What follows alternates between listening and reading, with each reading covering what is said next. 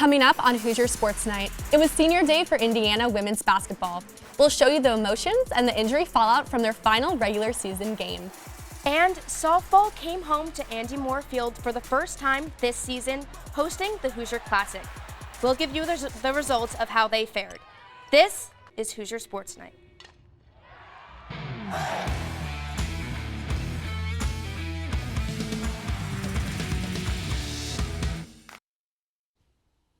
Hello and welcome back to Hoosier Sports Night. I'm Josie Broyles. And I'm Maggie Sullivan. So Josie, we have an all-women's broadcast tonight. Did you know that? I did, and it's actually International Women's Day this coming Friday. So speaking of awesome women, Indiana women's basketball finished out their regular season hosting the Maryland Terrapins.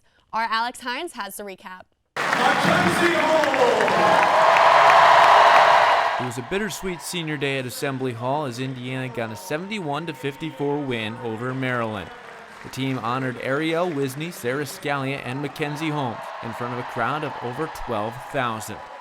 You know, you also reflect on, your seniors and what they've meant. It was just a special night in general. It being our last, regular season Big Ten game at home, and obviously senior night is something special. It's just a lot of emotions, a lot of love.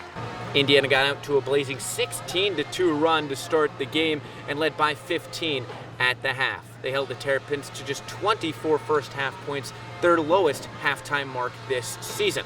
Leading the way was a three-point barrage from Scalia and Yarden Garzone, who combined for 7 in the half.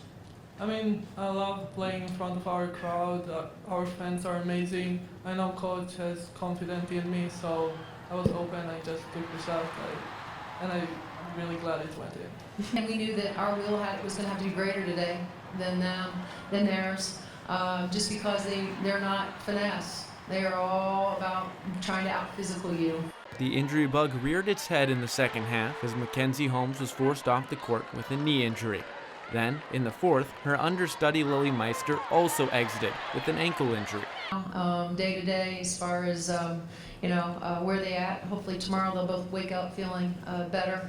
Mac's a very, very resilient, tough kid, as we know, and we have great medical people, medical staff that will do everything they can for both she and Lily to make sure that if they're available for the Big Ten tournament, they'll be available. Indiana finishes the regular season third in the Big Ten and will open Big Ten tournament play on Friday. From Assembly Hall, I'm Alex Hines, IUSTV Sports. The Hoosiers will play the winner of Michigan versus either Minnesota or Rutgers in the final game on Friday evening. Follow along with Alex and Kelsey Dennehy to see who will be on site with updates from Minneapolis. Indiana men's swim and dive took home their third straight Big Ten title this past weekend in Columbus, Ohio, winning by nearly 300 points. In this win, the Hoosiers saw 10 first-place finishes, 8 second-place finishes, and 6 third-place finishes through the total, both swimming and diving. This is their 30th total school title, making them second in the Big Ten only to Michigan.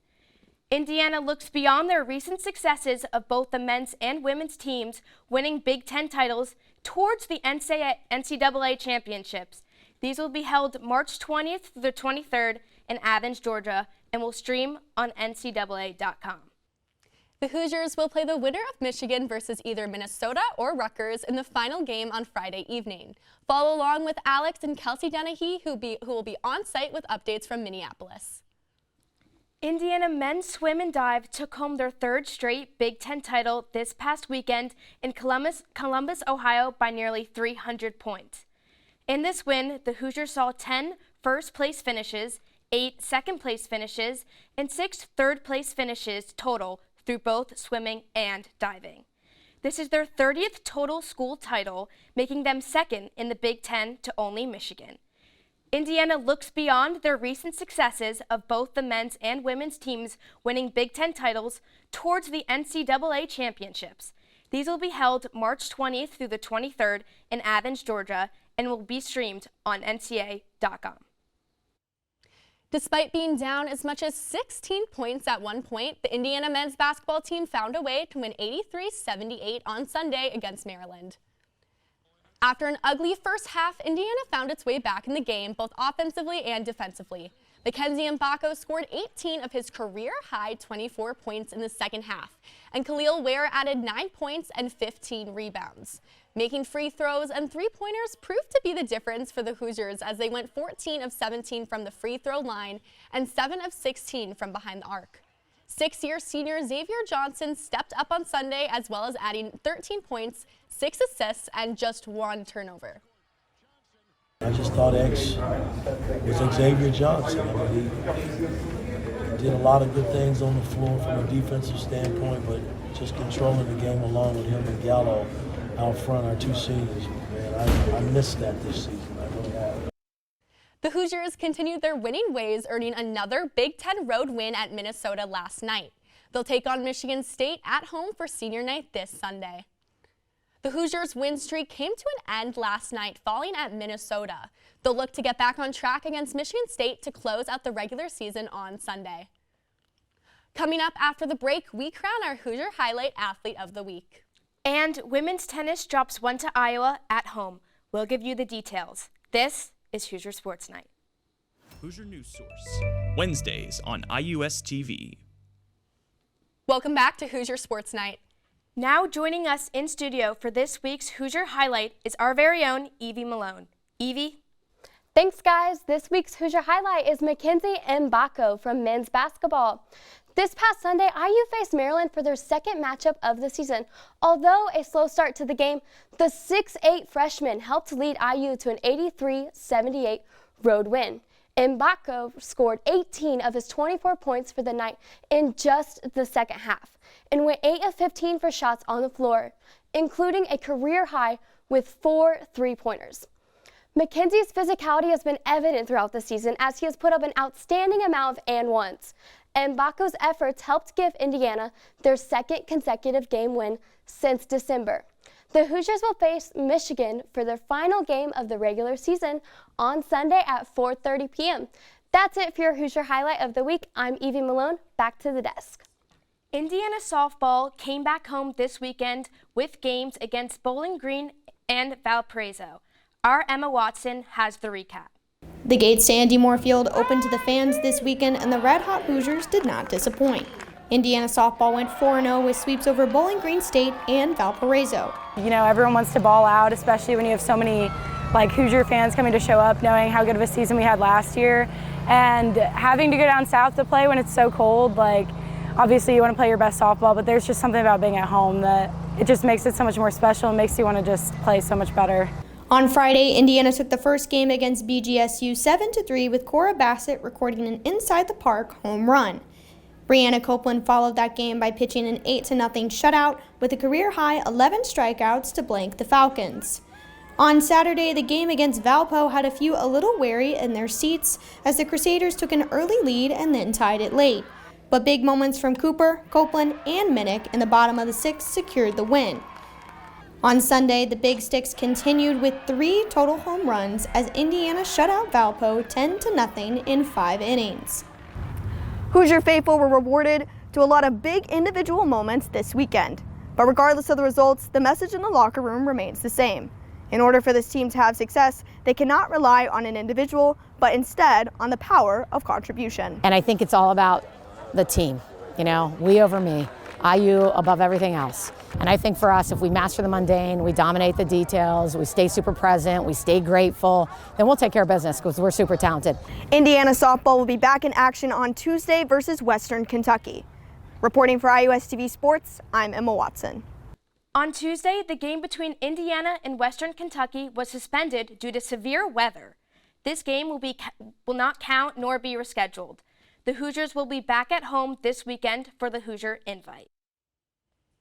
The Hoosiers played in the Frisco Classic this past weekend, opening up play against number 14 Alabama and fell to the Crimson Tide 12-0. Saturday afternoon, IU was looking for fierce redemption.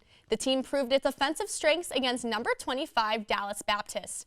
Junior catcher Brock Tibbetts led the Hoosiers to an impressive 5-run comeback to defeat the Patriots 9-7. The Hoosiers did not carry the offensive force in their Sunday game against Arizona. Redshirt senior Morgan Colopy brought sophomore shortstop Tyler Cerny home with an RBI single in the early stages of the game. However, Arizona responded with 11 unanswered runs, closing out the game 12-1. IU baseball returns home for their next 3 games, hosting Troy over the weekend. IU men's golf traveled to Bluffton, South Carolina for the Colleton River Collegiate Tournament. Seniors Drew Salyers led the Hoosiers and tied for 10th with a 3-round scorecard of 208. Redshirt junior Robert Bender tied for 26th, shooting a 212, his lowest score of the season. The team shot an .850 to finish 9th in the team standings overall. IU men's golf heads to Tallahassee, Florida for the Seminole Intercollegiate Tournament on March 11th. The Indiana women's tennis team took on Iowa this past weekend. Our women's tennis reporter Gabe Pontones has the recap. Gabe? Now joining us with this week's Candy Stripe calendar report is Maura White. Maura, what you got for us? Thanks, guys. We have a busy schedule for Hoosier Athletics this weekend, so let's get right into it. Baseball takes on Troy at home, playing both teams all 3 days this weekend. Hitting the road, the track and field team heads to the NCAA Championships in Boston, Massachusetts, starting at 7 p.m. The wrestling team will head to College Park, Maryland to compete in the Big Ten Championships, starting at 7 p.m. on both Friday and Saturday. Women's basketball will also compete in the Big Ten Championships in Minneapolis, Minnesota, starting this Friday at 8:30 p.m. Continuing to Saturday, the women's tennis team competes against Minnesota at 11 a.m. in Wisconsin the following day. Closing out the weekend, we have men's basketball back at home, taking on Michigan State at 4:30 p.m. in Assembly Hall. That's all for this weekend's Candy Stripe calendar. Back to you guys at the desk. Thanks, Maura. And that's our show for the week. Thank you so much for tuning in. Be sure to follow us on Instagram and Twitter at IUSTV Sports to keep up with all the latest in IU athletics. In honor of Women's History Month, we'd love to share that our entire production crew for the show is made up of women aspiring to work in sports. For our entire crew, I'm Maggie Sullivan. And I'm Josie Broyles. We'll see you next week.